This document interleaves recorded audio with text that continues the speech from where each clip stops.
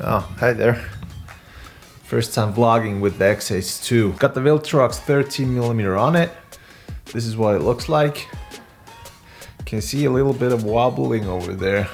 I just hate the wobbling when you're walking. I said it in my last video, the rolling shutter is just something that you have to get used to.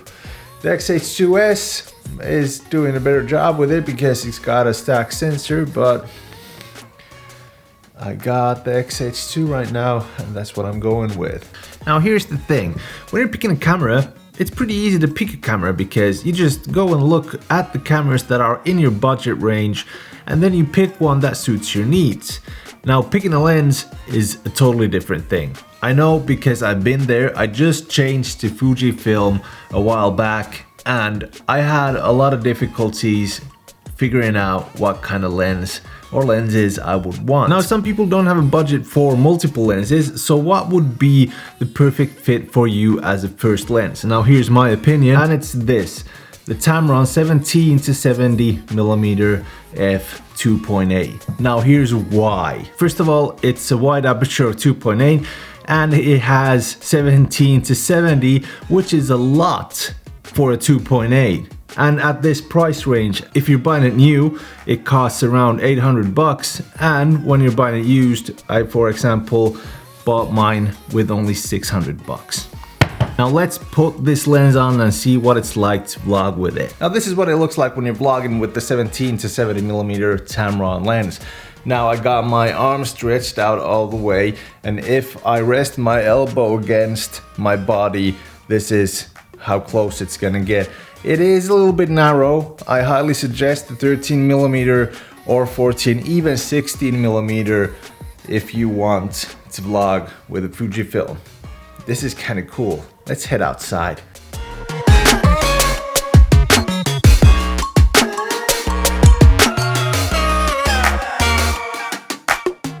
And yet again, it's been snowing all day, so my car is just covered in snow. Great. So what I just realized that when you're recording with f-log2, the base ISO is 1000. So in this light and with the aperture of 2.8, and even though you might put it at 4 or 5.6, the light is still too much. And the ND filter that I got on, when you put it to max, it starts doing this cross vignetting, so it doesn't look good at all. So I just had to put a film simulation on right now. Hopefully it doesn't change too much of the footage from before, but let's try it out. Let's see what happens.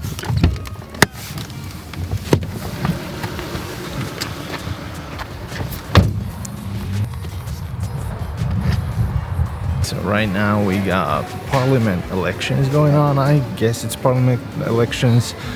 I'll correct you in this video if I get it wrong, but that means I gotta go vote. We are going to go vote.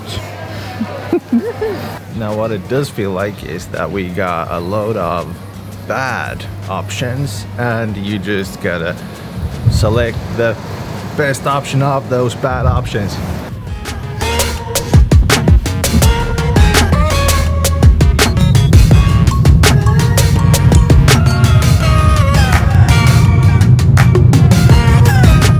Yay! Cap back on. Haven't used the cap for a while. Okay, that's my phone, great. Now that my duty as a decent Finnish citizen has been done, that was the vlog test of the 17-70mm f2.8 Tamron. Now the photography side of things, I went and did some street photography with that lens. I'm gonna show you a few pictures right here. And that lens performed really well. It is a versatile lens. You don't have to get close to random people and you can take wider shots and narrower shots and everything like that. So that's what I love about this lens. I feel like I could do one whole gig, 2 whole gigs, a lot of gigs with just only that lens. That lens is perfectly fine for your first lens. Now the downsides on that lens is when you're doing video and you're zooming in or zooming out, it's got this stepping focus thing and it doesn't just focus with the zoom, it focuses well, after you zoom. So that's a little bit annoying, but you just have to get used to it if you're starting to use it for videos. I really love the fact that I can zoom in on things on video, but the focus on it is just what it is. Like I said, when you are vlogging with this lens, it is kind of narrow. The 17mm is narrow. It does the thing, but you have to keep your arm stretched out a lot if you don't mind having it close. But you have to extend your arm out a lot, and it gets really heavy on your arm if you're doing a long vlog, for example. Now the size of this lens, here's my hand, here's the lens. It is a big chunky lens. For some it might be a downside, for some it might be okay. It's okay to have a chunky lens. For me, it's sort of a downside because it is heavy. So when you're vlogging with it, you're gonna feel it on your arm.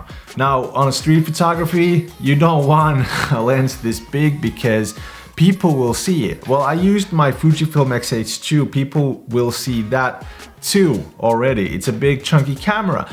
But with a lens like this, it is a big combination. It screams out photographer like 3,000 miles away, and people will notice that photographer with this setup, and they will duck out when they see you taking a photo. So there's that. That is a downside for street photography, but otherwise it is great.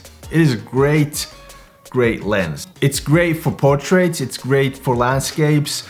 It is a versatile lens. Now one of the downsides also was like when you're zooming in to 50 to 70 and you're keeping it open wide in 2.8, the image gets kind of soft.